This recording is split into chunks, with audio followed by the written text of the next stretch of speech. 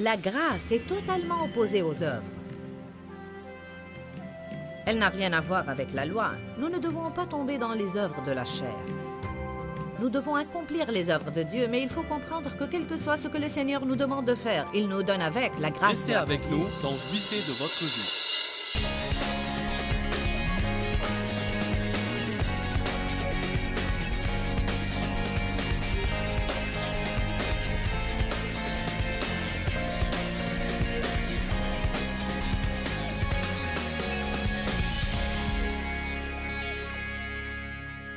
Notre message est intitulé « Ne gaspille pas ta grâce ».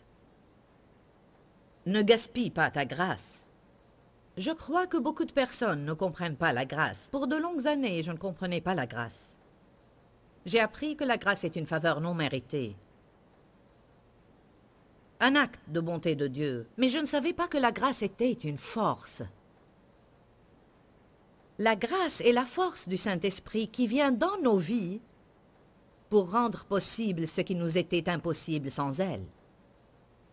Ou bien c'est la force de Dieu qui vient dans nos vies pour nous aider à faire aisément ce que nous avions du mal à faire. Combien d'entre vous pensent à l'instant à une situation déterminée qui leur donne du fil à retordre? Combien pensent à une personne qu'ils ont du mal à accepter? On en parlera plus tard.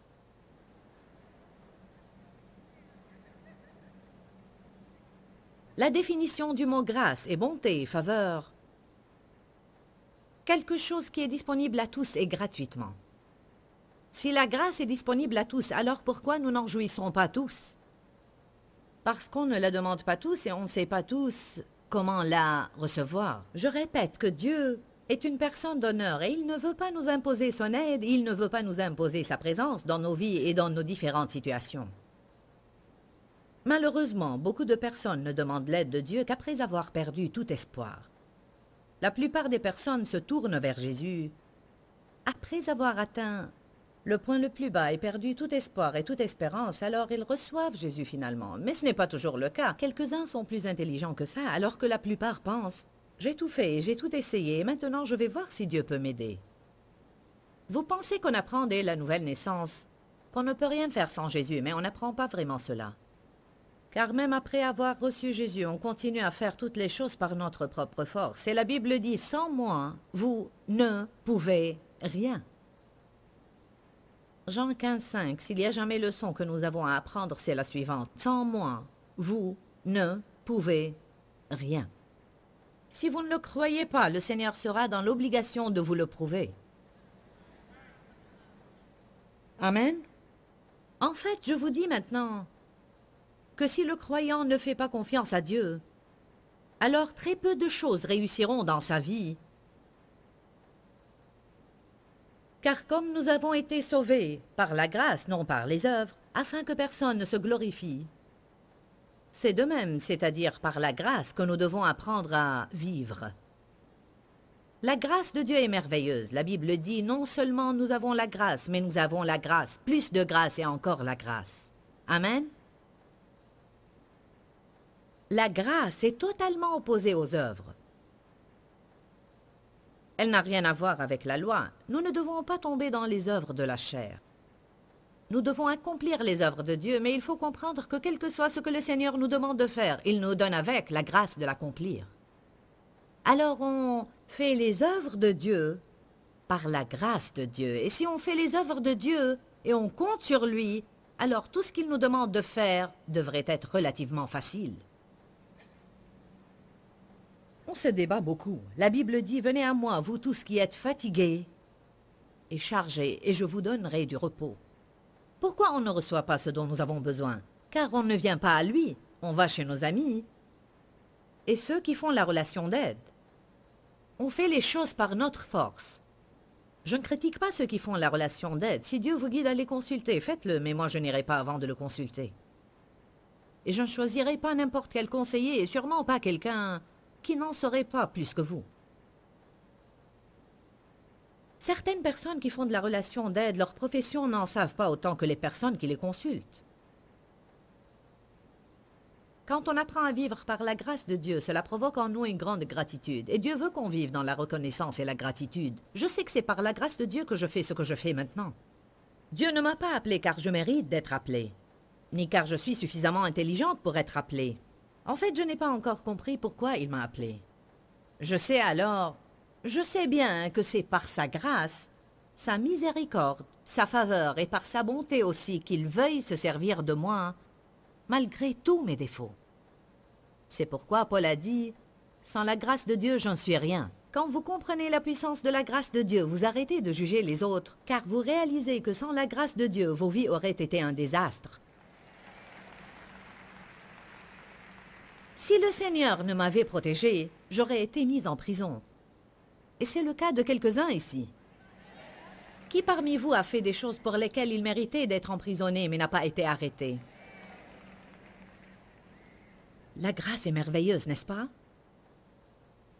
Je crois que c'est la grâce de Dieu seul qui m'a envoyé Dave Myers. J'ai épousé le premier prétendant que j'ai eu à l'âge de 18 ans. J'ai été victime de ses vices sexuels et je pensais que personne ne voudrait de moi. Alors j'ai épousé le premier homme qui s'est intéressé à moi. Il a fait beaucoup de problèmes et on a vécu un cauchemar pendant 5 ans. Nous étions séparés la plupart du temps. Et il m'est arrivé de rentrer à la maison et ne pas l'y trouver, et je me retrouvais seule pour plusieurs mois sans que je sache où il est. Parfois, il m'emmenait vers d'autres États, puis disparaissait en me laissant seule là-bas. À l'âge de 18 ans, j'ai été abandonnée en Californie et au Mexique. Je sais ce qu'est la souffrance. Je me souviens qu'à 18 ans, je me mettais au lit et disais « Seigneur Tout-Puissant, je te prie de m'envoyer un partenaire qui m'aimerait et qui m'emmènerait aussi à l'église. Je voulais servir le Seigneur, mais j'avais eu tellement de problèmes qu'il m'était impossible de le faire. Mais le Seigneur Tout-Puissant, dans sa souveraineté, et d'une manière divine et surnaturelle, m'a envoyé Dave Myers et a mis mon amour dans son cœur, et cela immédiatement et sans aucune stimulation.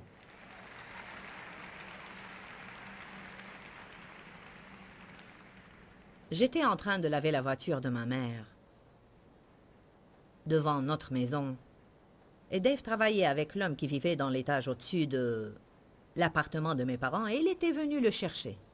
Quand il m'a vu là-bas, il s'est dit « Elle est mignonne, je vais essayer de lui parler. » J'étais là, portant un short, en train de laver la voiture. Il m'a dit « Veux-tu laver ma voiture aussi ?» J'ai répondu « Si tu veux qu'elle soit lavée, lave-la toi-même. »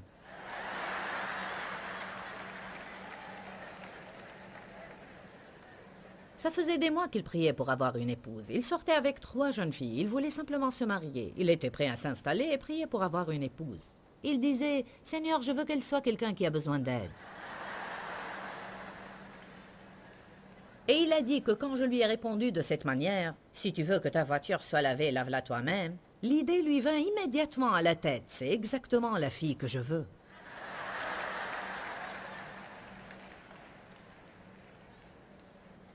Dave était né de nouveau. Pour notre premier rendez-vous, on a joué au bowling. Je crois que j'ai gagné. Il m'a dit « Tu veux boire quelque chose ?» J'ai répondu « Oui, je voudrais une bière. » Tu l'avais dans un verre? Non, la bouteille est bonne.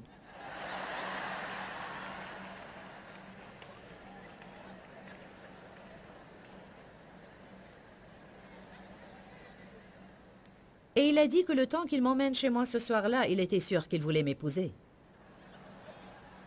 C'était sans aucun doute la grâce de Dieu. Parce que je faisais du mal et j'étais une fille très sarcastique et agressive. Je veux dire que je n'étais pas aimante du tout, alors c'était vraiment surnaturel, la grâce de Dieu. En fait, quand la faveur de Dieu vient sur vous, le Seigneur peut pousser les gens à vous vouloir et à vous aimer même quand vous êtes indésirable.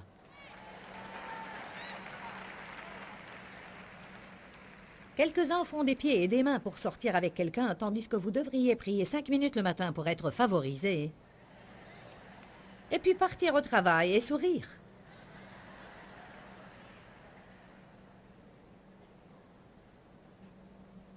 Quand on vit dans la grâce de Dieu, on devient reconnaissant. Ça fait 35 ans que je suis mariée avec Dave et je remercie toujours le Seigneur pour lui.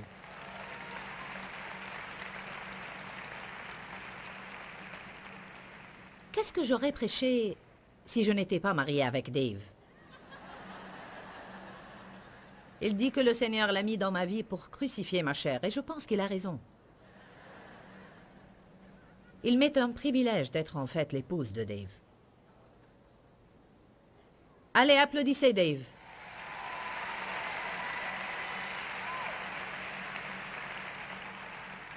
Je veux vous dire qu'il y a une mesure de grâce donnée à chaque personne sur Terre. On peut dire pour certaines choses qu'on a tous la même mesure de grâce, mais pour d'autres non. Alors il y a de différentes mesures de grâce données à chacun. L'important c'est qu'on a tout ce dont on a besoin. Ça ne sert à rien que Dieu vous donne la grâce de prêcher si vous n'êtes pas appelé à le faire. S'il y a une chose qu'on devrait apprendre à discerner, c'est quand la grâce est présente et sur quoi elle est présente. Et on devrait apprendre aussi à discerner quand elle n'est plus là. Quand la colonne de nuée se déplace, il vaudrait mieux qu'on la suive. Beaucoup de personnes essayent de continuer dans des œuvres après que le Seigneur ait déjà terminé avec. Et ce n'est que labeur, labeur, labeur, labeur. Il faut que vous sachiez qu'il y a des saisons avec Dieu. Et il se peut qu'il se serve de toi toujours dans le même domaine. Et il se peut que tu sois conscient de son appel. Mais il se peut qu'il y ait des saisons d'épreuves. Si jamais tu endures quelques épreuves, ne lâche pas en disant « la grâce n'est plus là ». Il vaut mieux prendre le temps de vérifier tout cela, car ça pourrait être ta chair. Mais si tu ne fais que te débattre, te débattre, te débattre, te débattre, te débattre, te débattre, et tu as envie d'abandonner, et tu as perdu ta joie, et que rien ne réussit, tout n'est que lutte, alors dis Dieu, est-ce vraiment ce que je suis censé faire?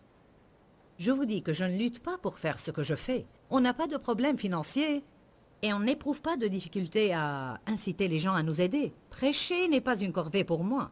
Et je ne me fais pas de soucis pour recevoir des invitations pour prêcher. Pas de difficulté dans ce que Dieu vous appelle à faire et vous oint pour faire.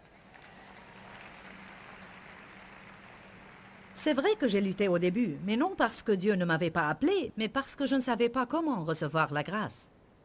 Je faisais les choses par la force de ma chair. Et j'essayais de faire les choses à ma façon. Et j'ai en fait beaucoup lutté pour que mon ministère se développe avant que Dieu ne le développe lui-même. Il se peut que vous vous débattiez même dans les choses auxquelles vous êtes appelés si vous ne les faites pas dans la grâce de Dieu. Alors je vous encourage à apprendre à recevoir la grâce de Dieu. Si quelqu'un me dit, tu sais, le Seigneur veut que je tienne à mon mariage. Et il me l'a déclaré clairement, il veut que je tienne à mon mariage. Mais c'est trop difficile, je suis misérable et je ne sais pas combien je vais persévérer. Il y a un problème. Car si le Seigneur t'a appelé à tenir à ce mariage et te l'a déclaré clairement, alors sa parole l'oblige à te donner la grâce ou la force d'y persévérer. Et non seulement de persévérer, mais de le faire en tant que conquérant.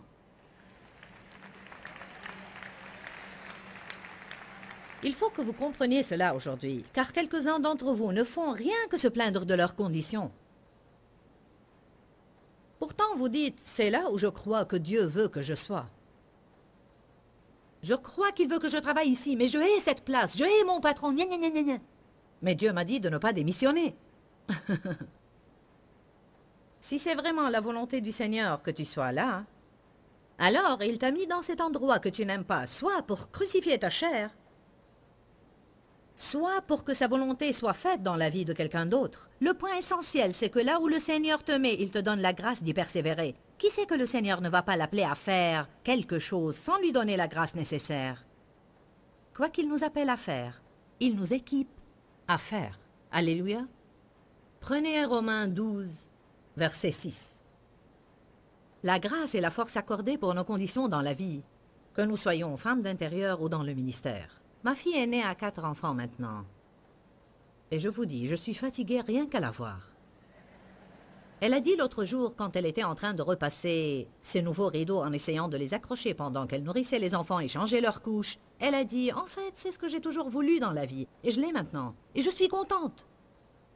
Vous savez, à un moment donné de ma vie, j'avais 4 enfants en bas âge, et j'étais contente, et c'était pour cette saison dans ma vie, mais vous savez, pour être honnête avec vous, j'aime mes petits-enfants, mais je dois prier avant de garder l'un d'eux toute une nuit.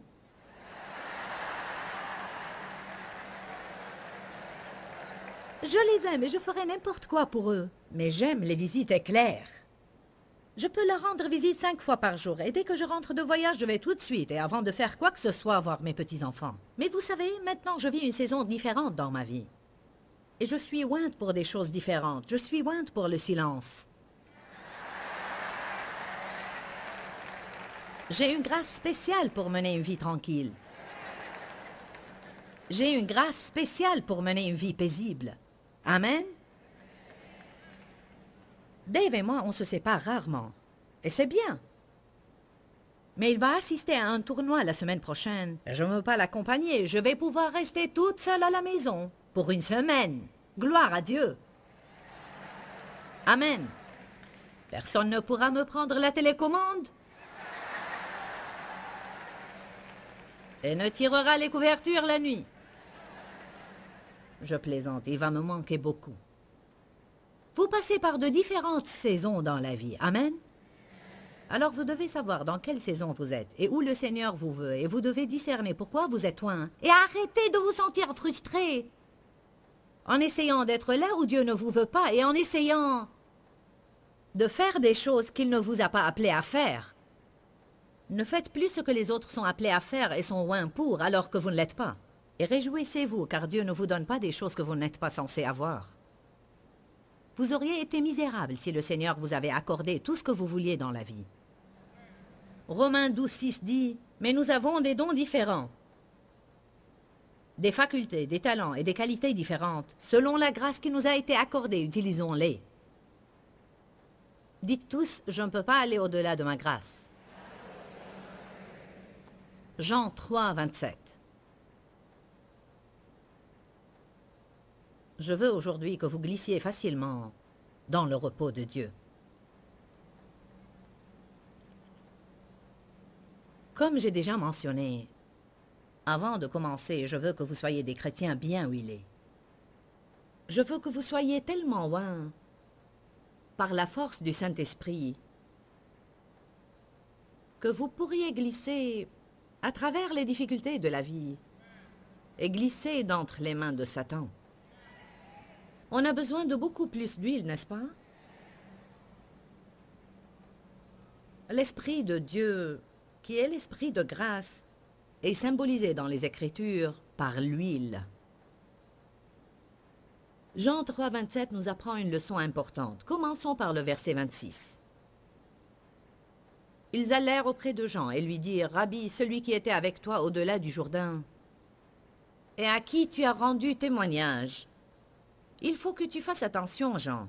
Voici qu'il baptise le peuple et que tous les gens vont à lui. » Cet homme était Jésus, et Jésus est sur scène maintenant. Heureusement, Jean savait qu'il était précurseur. Il savait quand être en avant-scène et quand se retirer. Alléluia. Ça me rappelle les personnes qui travaillent avec moi. Je leur demande de jouer un rôle de meneur, mais dès que j'arrive, ils s'effacent. Les personnes qui vous donnent du mal sont ceux qui ne connaissent pas leur place et essayent de vous voler votre place. Amen. Certaines personnes ne sont pas ointes pour être numéro 1, mais elles sont ointes pour exceller en numéro 2. Ce que je déteste le plus, c'est voir quelqu'un qui est oint pour aider quelqu'un d'autre et qui essaye d'être ce que l'autre personne est alors qu'il était censé l'aider. Quand est-ce qu'on va apprendre ce que la Bible dit? Celui qui reçoit un prophète en qualité de prophète recevra une récompense de prophète. Je pensais ce matin à ce verset et j'ai dit à ceux qui m'aidaient, il y a des personnes qui m'aident pendant que je suis en tournée. Et une dame qui s'occupe de ma maison. Je n'aurais pas pu faire ce que je fais sans leur aide. Je ne peux pas aider beaucoup de gens si je ne suis pas bien secondée. Je leur ai dit, vous remarquez ce que la Bible dit? Celui qui reçoit un prophète en qualité de prophète recevra une récompense de prophète. Qu'est-ce que cela veut dire? Quand vous aidez quelqu'un à accomplir l'appel de Dieu, vous recevrez exactement la même récompense qu'il reçoit. Alors, quelle est la différence entre ce que nous faisons du moment qu'on agit, selon la grâce de Dieu qui nous est accordée? Dave dit toujours aux gens qui demandent avec curiosité, « Comment est-ce que ça marche dans votre couple que Joyce soit à l'avant-plan et toi plus ou moins dans les coulisses? » Vous savez ce qu'il leur dit? « Je n'ai pas la grâce de prêcher. Sinon je serais en train de le faire. Alors je fais ce que j'ai la grâce de faire. Et mon don aide bien le sien. Et je suis très heureux parce que je ne vais pas au-delà de la grâce qui m'a été donnée. Beaucoup de personnes dans cette vie n'ont ni la joie ni la paix, car ils essayent toujours d'être ce qu'ils ne sont pas.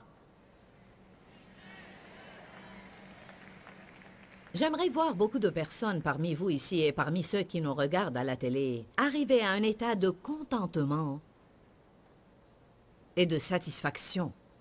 Être satisfait ne veut pas dire ne jamais changer, mais ça veut dire être heureux dans ce que vous êtes maintenant. Vous êtes sur la bonne route, mais vous avez décidé de jouir du trajet. Je n'étais pas satisfaite. Quand mon ministère était restreint, je voulais qu'il se développe. Et quand il s'est développé, j'ai voulu qu'il se développe plus. Je remercie Dieu d'avoir surmonté cela. Car je vous dis que rien n'est plus frustrant qu'essayer d'être là où le Seigneur ne veut pas que vous soyez. Si vous faites tout pour parvenir à une certaine position, vous aurez à vous y maintenir. Il est l'auteur et le consommateur de notre foi, mais il n'est pas obligé de maintenir ce qu'il n'a pas commencé. Vous pouvez bâtir la maison, mais la Bible dit « il travaille en vain ». Nous pouvons bâtir, mais nous travaillons, et notre travail ne porte point de fruits.